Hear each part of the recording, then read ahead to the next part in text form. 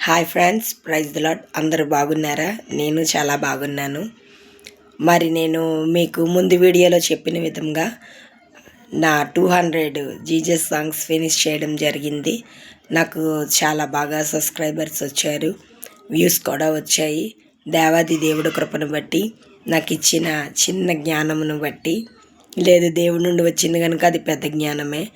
నాకు అలా పాటలు రాసే వరమును బట్టి నిన్న 200 పాటలు ఫినిష్ చేశాను.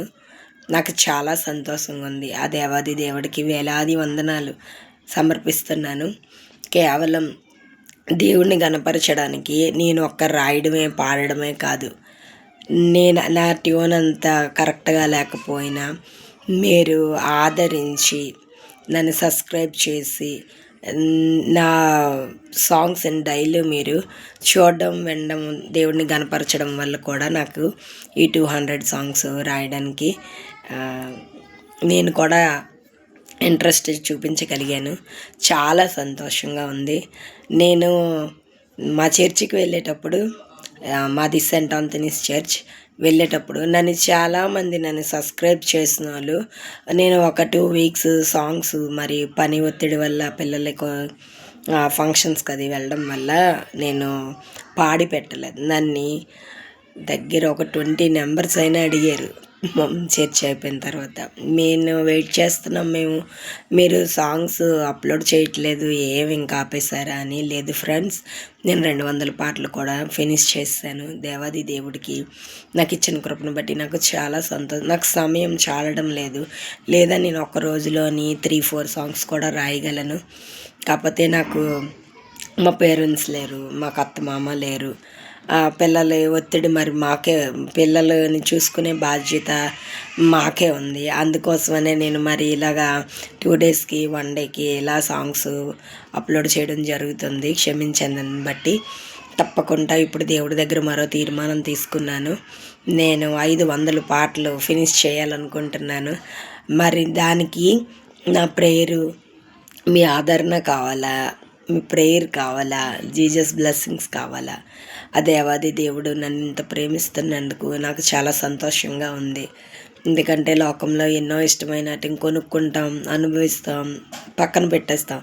కానీ ఇలాంటి వరం ఒకటి దేవుడు ఇచ్చారంటే అది ఎంత ఘనమైనది కదండి. చాలా సంతోషంగా ఉంది నాకు. నేను మళ్ళీ ఇంకోసారి రిపీట్ చేసి చెప్తున్నాను. నేను అంటే దేవుడికి ప్రేయర్ చేస్తున్నప్పుడు దేవుడు మనతో ఉన్నాడు, మనకి ఏ కార్యాలు చేస్తాను గ్రహించే మనసు కూడా ప్రతి ఒక్కరికి ఉండాలి. చేసాం వరం వస్తుందిలే అని ఉండకూడదు. అన్నిటికి సమాధానం దక్కలేదు అని అంటే ప్రేయర్స్కి అందులో ఏదో వెళుతుంటేనే దేవుడు వెనక్కి అది తీస్తారు. అది కూడా గ్రహించి మనం ముందుకు సాగాలి. నేనైతే బైబిల్ 3 టైమ్స్ చదివేశాను కంప్లీట్గా.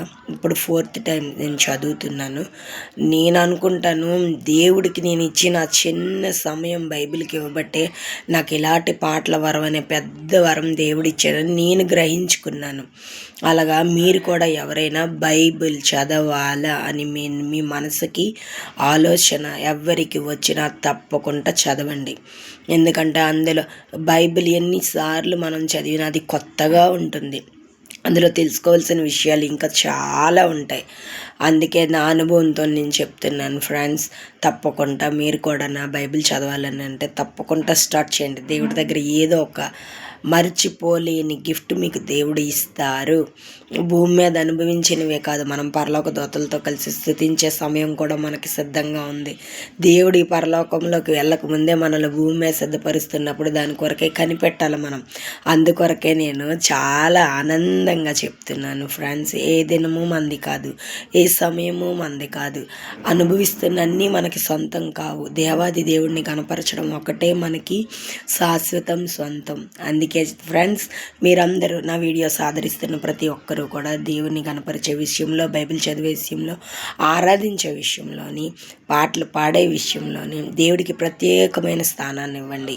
మీరు ప్రత్యేకమైన స్థానాన్ని ఇచ్చినప్పుడు దేవుడు మనల్ని కూడా ప్రత్యేకంగా ఈ లోకంలో నిలబెడతారు. కనుక నేను ఈ వీడియో చేసి పెడుతున్నాను. నేనైతే ఇంకో 500 సాంగ్స్ నా దేవాది దేవుడికి రాసి పెట్టిన సొంతంగా పాడాలి. ఎంత ఘనత నేను చేయాలనుకుంటున్నాను. కోరుకుంటున్నాను ఫ్రెండ్స్.